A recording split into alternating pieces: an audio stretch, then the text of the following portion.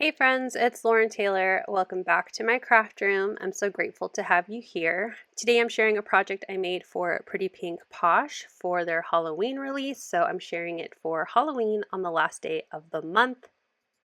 I have my Scallop box card, my sentiment strip dies, and this month I'm featuring the Batty About You stamp set and the layered birch trees. So I'm going to do my stenciling after my die cutting this time because this stencil is a directional stencil and I like to make the most of my scraps when I'm die cutting. So I'm going to die cut the arch scalloped part of the box card and two of the scalloped rectangle pieces, and that way I can get my stencil set up here and stencil the design and make sure that it's facing the way I want it to face. So I'm going to use a sticky grip mat and my two stencils. So I'm going to go ahead and make sure I can get my scallop and my two rectangles to fit. The one thing I would change if I could is I stacked the rectangles on top of each other, and I wish I would have shifted it just a little bit to give my background more of a random forest feel. Just because the birch trees will not line up perfectly for the arch piece and my rectangle pieces when I put them on the final box card. It's not noticeable. No one's going to be like, why do your trees look straight, on the shelf pieces, but not the background piece? But just to give it a little bit more random, I wish I would have just shifted the scallop, one of my rectangles, over. So if you replicate this card, you can keep that in mind.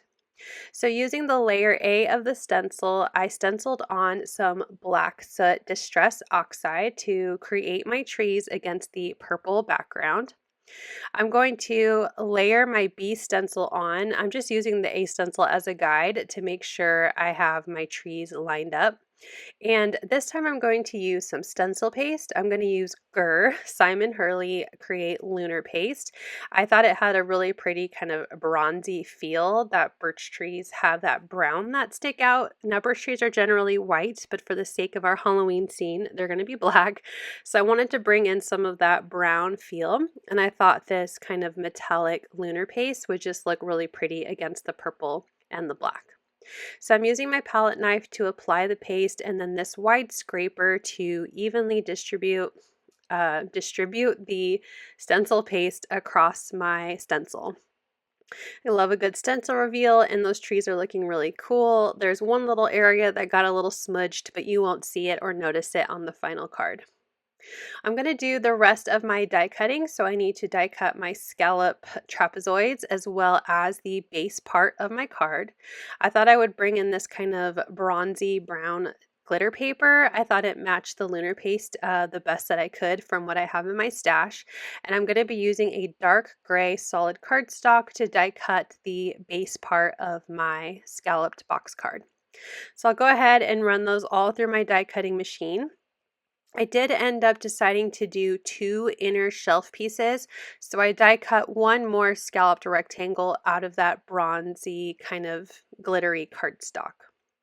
We're going to assemble the card box by using some double-sided adhesive, and so I apply that onto one of the flaps of my rectangle pieces, and I added that to the side of my base part of the box card. Now the side piece measures 1.5 inches, so I'm using the grid to evenly space out my inner shelf pieces at 1/2 inch. So I did the tallest one about 1/2 inch from the back, and then I did the middle piece in between the two. So each little shelf piece is 1/2 inch from each other.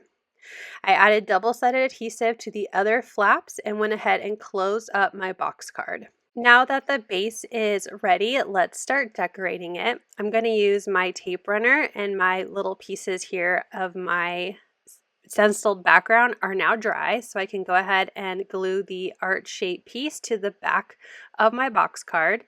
I'm making sure to get it nice and centered so it looks even on the sides and top.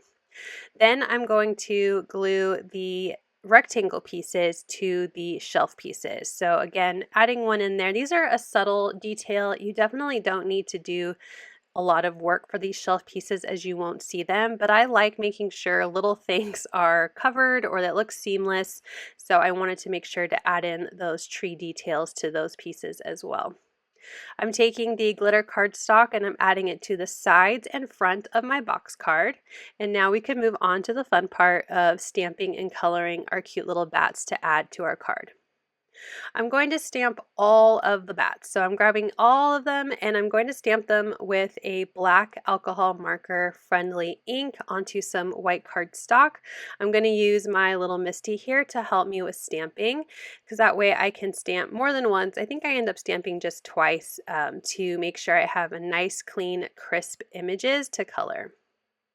I'm going to be using Olo markers, so I'll go ahead and grab the ones I'm going to use. I'm going to use a whole whopping 4 colors for these bats. So I'm going to use warm grays. I wanted to tie in with that warm gray cardstock that I use for my card base. So I'm starting with WG9 and I'm going to add it in as the darkest color of my bat. And I'm going to just show coloring for one bat today as I use the same color combination for all 5 bats.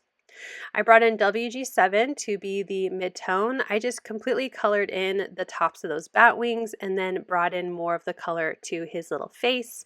And then WG5 I'm going to use to fully blend in the face, and I'm going to use it actually as the shadow or the darker color ink for the inside of my bat wings.